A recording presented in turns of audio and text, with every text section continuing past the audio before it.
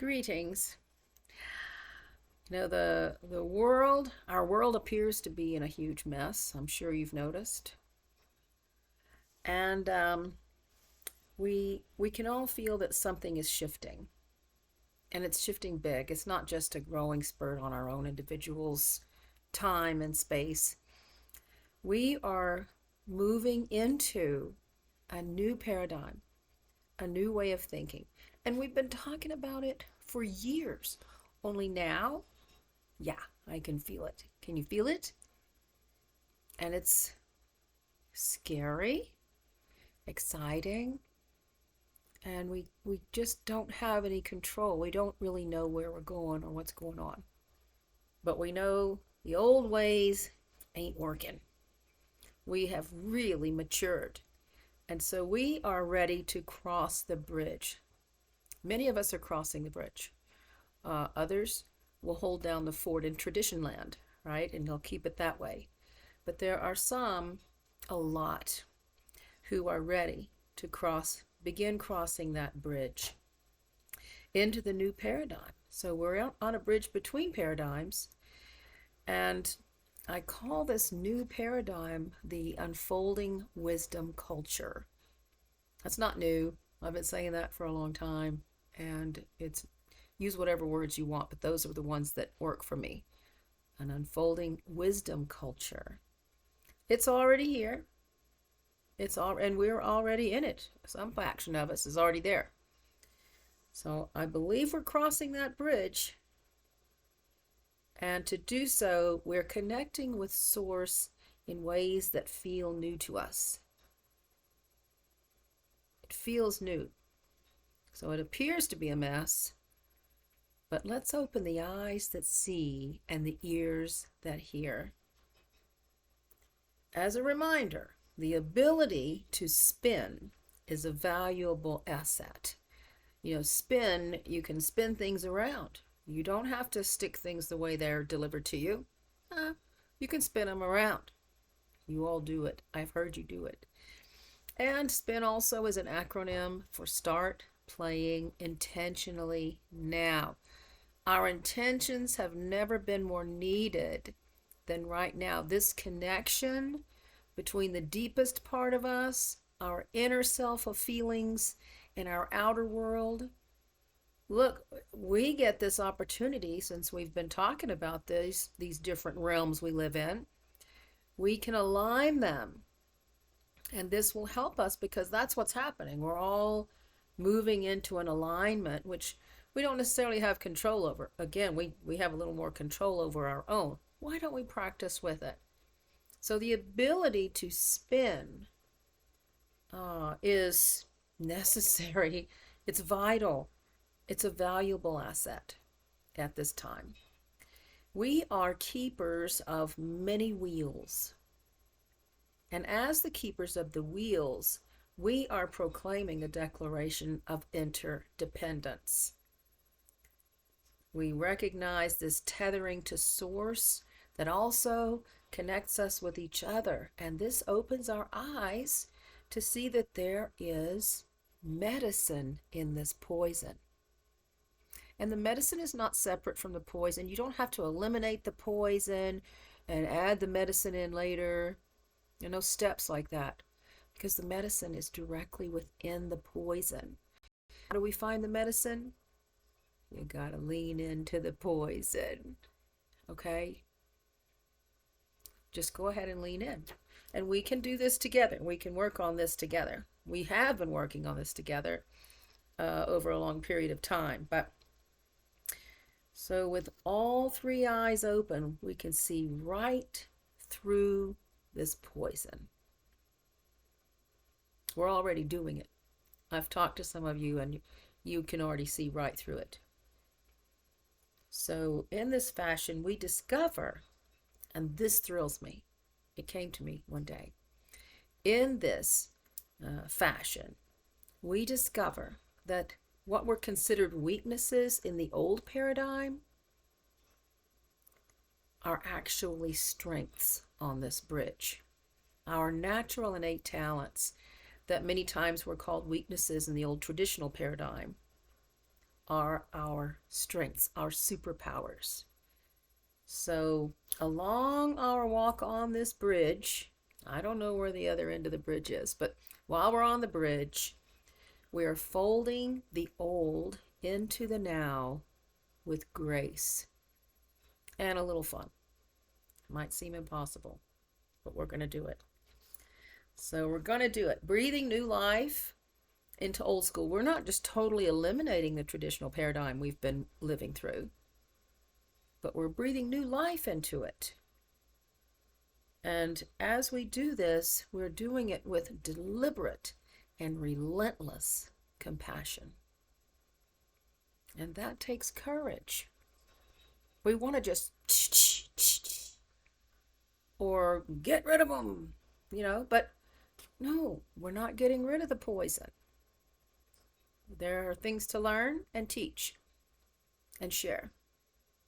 So that old traditional is what we'll now call yesterthink. That's how we used to think yesterday, the big Y. So your life is your business. Nobody needs to tell you how to go about doing everything in your life. But did you know, we're working with mindsets, did you know that it is more practical to love than to fear? Think about it. When you are fearful, you contract, limit, eliminate, hide.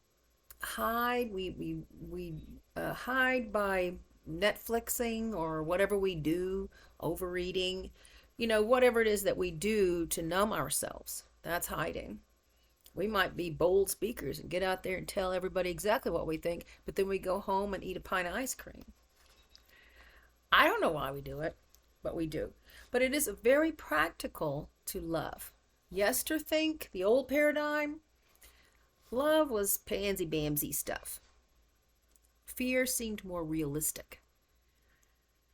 And although it does ground you pretty quick, we don't need to get that dense. Okay, so it is practical to love. It's more practical to love than fear. So we're learning to balance our sensibilities. We have to balance it. I've been working with my income. Well, this is a fascinating thing I've discovered. I've been working with my income, and rather than just having it and then just spending it, okay, I'll pay my bills, but then I can spend it, right? I've been interested in, can I ever save money? So I went on this 50-30-20 plan. Anyway, so I'm watching how, even though I've been fairly tidy with it, I have not actually set how much I can spend and stay within those limits. It's the same amount of money, but I kind of resist this kind of, I wanted to go do that. Well, you used the money. Now, the same is true with my food, okay? I also am always working to get healthier, thinner, whatever it is I'm working on. And what I learned in Weight Watchers is you have a food budget. There are no bad foods. But when you go over budget, that's when you pack on more pounds. So it's kind of mirroring, except my health in my body, I want to, of course, I'd love more income and money too. But I want to eat more, right? And the money, I want to spend more. It's kind of a water image. I don't know if it works that way in a mirror, but it is a mirroring. They are working with the same thing, same chakra, everything. And I find it fascinating. And so balancing our sensibilities is part of our best practice. But did you know, of course, all that's fun for me. I don't know about you. It may not be fun to you at all. But did you know that it's practical to have fun? You don't usually use that. And schedule it. Put it in your appointment book. Oh, Friday night's fun night. What am I going to do? And allow yourself to have some fun. And this sustains your energy better than anything when you know there's fun coming. Right? And fun, like I say, could be anything. I put numbers on paper for myself, and that's fun to me. I've been watching a lot of movies lately. That's fun. Whatever occurs to you at the moment, nobody can tell you what your fun is. So I'll say our life is our business. Your life is your business. And your feelings are your chief advisors. Because the way across the bridge um, into this new good life that we're prescribing for ourselves, this wisdom living, right? Because we've gone through a lot. Wisdom is experience. It's not intelligence like you can read a book and get wisdom. You got to live to get wisdom. You got to live it. So your road to the good life, or this bridge that we're going to be on, is the bridge of meaningful actions. Meaningful actions are the only way. That's intention, right? Meaningful action. They can't just be actions like you're busy. Oh, I've been so busy. How many of us have done that and gotten nothing really done? Sorry. But anyway, so meaningful actions get us across the bridge, and we do it together. We do it alone together. So if SPIN is an acronym for Start Playing Intentionally Now, why do we work with intentions? We work with intentions because we think about and contemplate, what is it I really want to do here? Or what's possible for me to do here? And then you choose. That's your intention. You choose to go a certain way. So our individual lives, I would say the chief challenge is, we could say the poison is distractions, right? And intention is the medicine we're going to apply. We can be distracted. We just came off an election cycle. I was distracted and bombarded all the time. So before this new regime sets in, this would be a really good time to settle in with some intentions. And it's the end of the year, so we're moving into a new year. Perfect time. Perfect. I mean, I think so. So, when we start working with our own alone selves, in my experience, if I want to see what drives my behavior or what my behavior really is, because sometimes I can't see it, I look at how I spend my time, money, and food. And I can tell you exactly what's going on inside me. Now, I couldn't do that for you per se, because you know why you're eating this and spending money. You put it all together. That's your wisdom, right? So we're looking and paying close attention to our current intentions and creating new ones. What one part of this new mindset, as I said, create, it's not so much that we are creating this new paradigm, although we are, it's coming through us, but it feels more like we're stepping into it. Like the way life is right now is a reflection of our past thinking. My body is the reflection of how I have eaten and how I have lived. It is the manifestation of the past. And so is our current reality. Our current American culture is the result of our previous paradigm. So it's very similar. If we want to, and we're driven to step into this new culture, the working together, we will be working together to set up this new culture, to reculture and come to some sort of consensus on what it is, right? So it is very, very vital that we work on this alone. I mean, you know how hard it is to work on this alone? Come on. How many unmet goals do you have that you had set at the beginning of 2024? Bing! So my point is, as when we learn to harness and regulate and work with ourselves and allow that fun and love and do it in that meaningful manner, That is a reculturing of the each of us. And our goal, of course, will be America. But if enough of us are doing this alone and getting together in that aligned space, it is a huge step forward across the bridge through meaningful actions. So why do we work in groups? Well, let's face it, I love being in groups of intelligent women talking about what they're going through. I learn from each and every idea that passes through our circles. So, women's circles, workshops, seminars, um, shift us from the queens of make do because we can make it work, right? To innovators and investors in what matters most. We can make do, we can survive, but our thriving and our wisdom really comes through when we come out of ourselves, you know, and show up as who we really are and what matters most to us. Not what matters most. So why am I talking about doing this now? Well, because I've been talking about it for years, but right now, can you not feel how relevant this work is? I can't see why we would ever stop.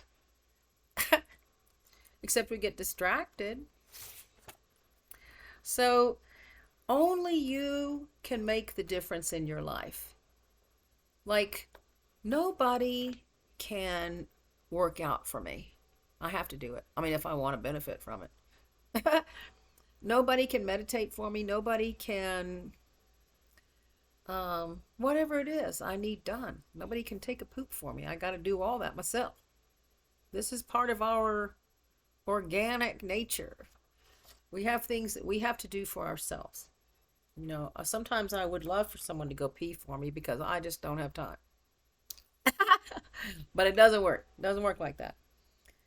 So we step in together in a circle or individual coaching or group coaching. We come together and step into a zone of unlimited ideas. No limits. Total,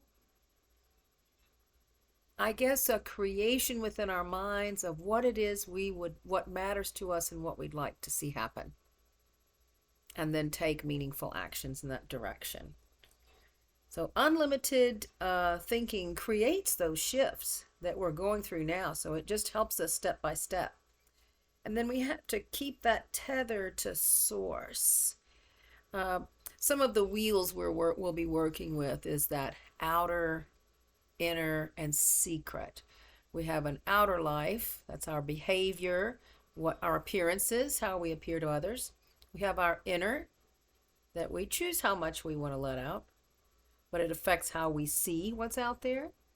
And then our secret, as I was saying earlier, is it's wordless. It's observation, it's assessment, it's context, it's things coming into our purview or giving us a memory in that moment, which draws us closer to the person who's bringing it to us. Or, it's a lot of stuff going on. And it takes us, that secret space is when we meditate or find peace within ourselves, because there is something within us. Buddhists might, I don't know how they'd word it, but there is something within ourselves that is ever unchanging. It is the still, small voice, ever unchanging. And this world out here is always changing. My feelings are changing, my thoughts are changing, everything's changing. But that source spot, that secret space, that soul, that spark within us is ever unchanging.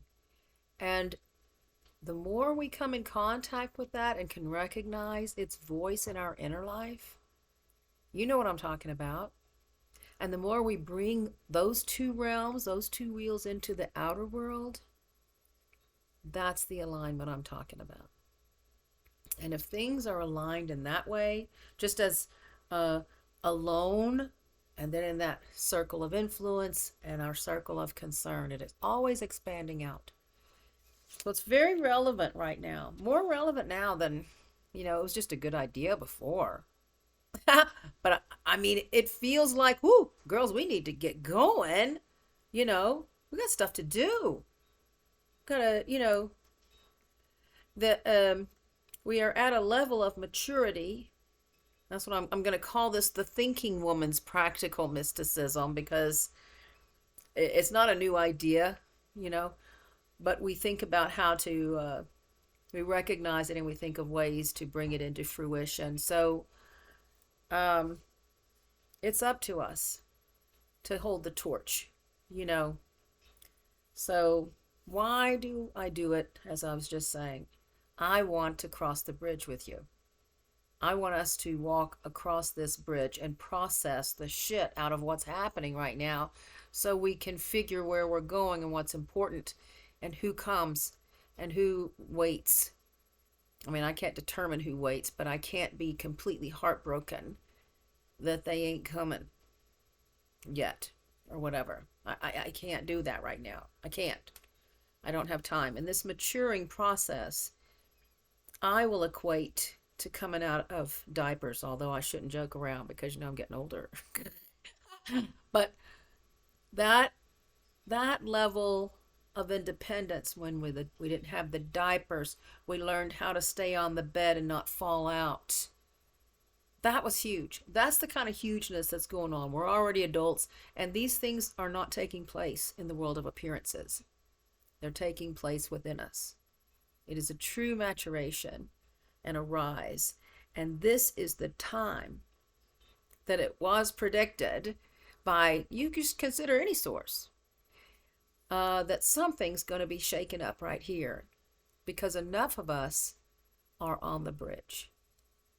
Enough of us are ready to be on the bridge, and we're crossing the bridge.